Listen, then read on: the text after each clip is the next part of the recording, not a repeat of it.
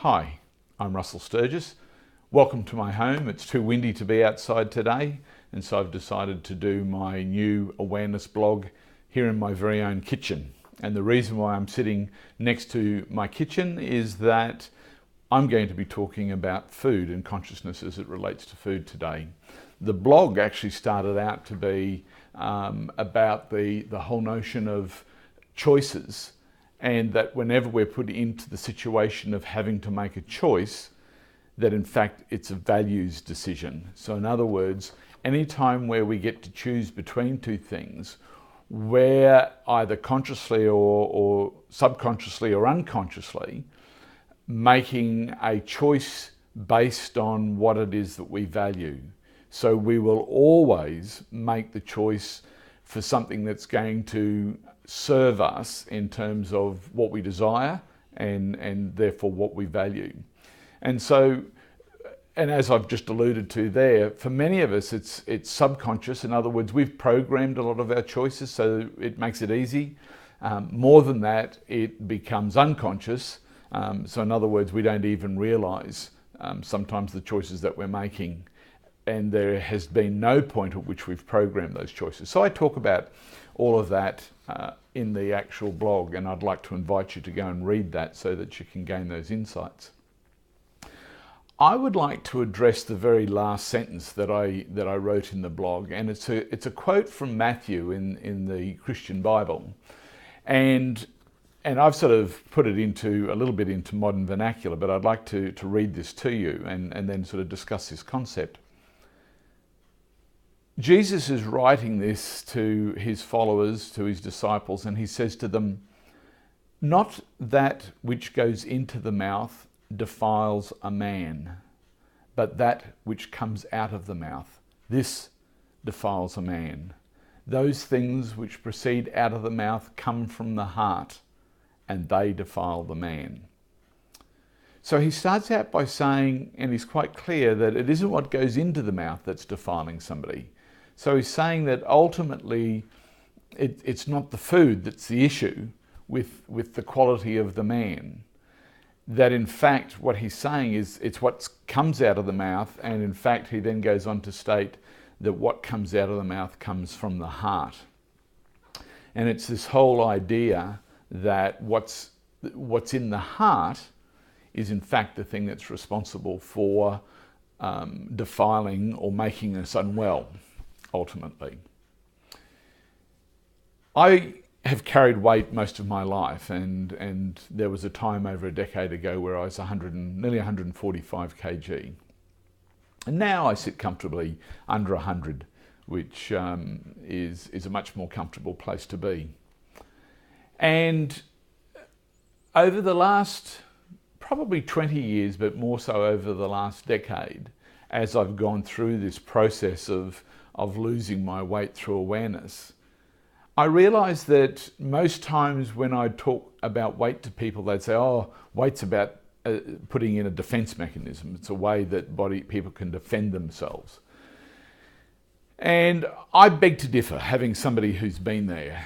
And I would suggest to you that, once again, there's a very basic principle about being overweight, and that's calories in and calories out. So in other words, the amount of calories that go into the body and the way in which they're metabolized and burnt up and used up in the body then determine what happens in terms of storage of fat. Now there's some physiological things that can sort of add sort of other dimensions to this, but they're rare, they're not common.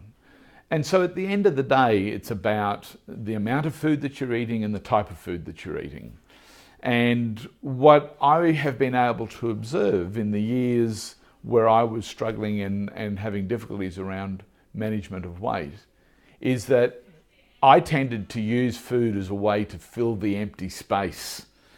The empty space being the hollowness that I was feeling within myself about my own worth, about how I was important in the world, and that the story that I ran, and I'm going to talk about that in a minute, made it impossible for me to ever feel fulfilled in terms of having a sense of worth.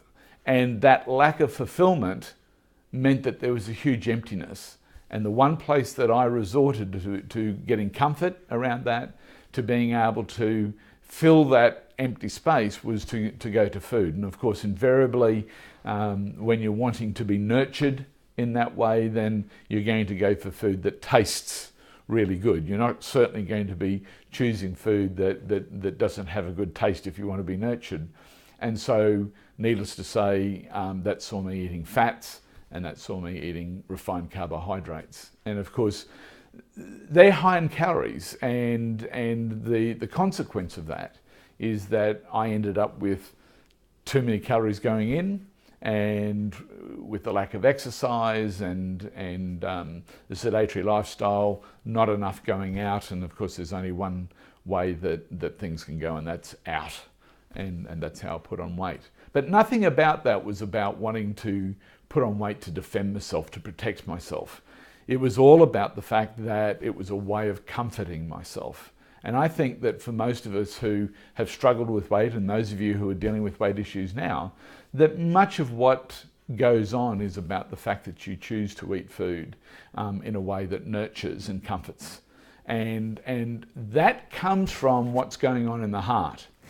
So once again, if we have a look at what Jesus said here, he says that those things which proceed out of the mouth come from the heart. And the heart is what you treasure, the things that you desire. And I'd like to suggest to you, and this is a fundamental principle to the Enhancers Awareness Program, that we each have what I call a life sentence or a story, which is an underlying belief about ourselves that permeates every aspect of our life, and it permeates our life from the point at which we learn it, which most people would suggest would be as early as 7, and I just read something this week that could suggest it's as early as 2, where we have a core belief about ourselves that creates our desire and the associated values, and that our need to eat in the way that we do comes as a direct result of that programming, the story that we develop from that early age. So what we have is the state of the heart being centered around what it is that we desire to treasure. This is what Jesus was referring to here, is this whole idea that we treasure things in our heart. And what we treasure is the fulfillment or the meeting the need of that core desire that emerged from our formative years. And so in my particular case, my particular story was about not being noticed. And so I end up going through my life believing this whole idea that I'm not noticed. And it doesn't matter how much I'm noticed, the story overrides it. And in fact, through the ways that I managed to get noticed, which was public speaking and being a highly effective health practitioner, community service, these were things that I learnt as ways of being noticed. I was hugely noticed, but my story, this core belief, spoke louder than the reality. And so what happens is I spent my whole life, in spite of all those things being there, I spent my whole life buying into the story that I wasn't noticed. And so what had happened is I'd go to lunch and I'm feeling sad and sorry for myself. This isn't, I'm not sitting here thinking these things. I'm not sitting there dwelling on it. This is what's happening underneath the surface. And so what do? I resort to food as a way to comfort that belief that I'm not noticed. And it wasn't until I got that core story that things changed. Once I realized that that's what I was running, all of a sudden, I could then begin to see what the reality was. And once I recognized the reality, it meant that I was no longer needing to stuff my empty space full of food. And more to the point, once I became aware of what the reality was, and that was that I had worth and value, and that I was lovable, and that I was noticed, and all the things that I felt that weren't there, that sense of self-love meant that I became much more conscious about the type of food that I would eat and the amount of food that I would eat. And so then consequently, over a period of 10 years, essentially that weight has just slowly fallen away to the point where I consistently maintain a weight now under 100 kg. And I could take more weight off, but right now I'm comfortable with where I'm at. So anyway, I'd like you to enjoy reading the blog. It's an interesting and there's some really what I think are interesting aspects that I've introduced in there around weight, in terms of how suffering is associated with the way in which we relate to food. I talk about a model around food that's been established in a city in the United States in a way that's about raising the consciousness of low socioeconomic people as it relates to food. So there's a whole bunch of really good stuff in there that I think you'll enjoy. Anyway, as usual, thank you for taking the time to listen. I hope that you find this informative and helpful. And if you have any comments, please go to the blog and add a comment into the area where there's an invitation for that. If you'd like to know more about EAP, go to our website, eapmentor.com, where you can order a free CD and find out what this work's all about when it relates to awareness. And of course, I just want to say that awareness is a precursor to mindfulness. If you want to be mindful, you first have to be aware. And that's what this work is all about. It's called the Enhances Awareness Program. Sorry, it's the Enhances Awareness Program. And that's what we're all about, is enhancing awareness. Anyway, I'll speak to you in a couple of weeks. Bye.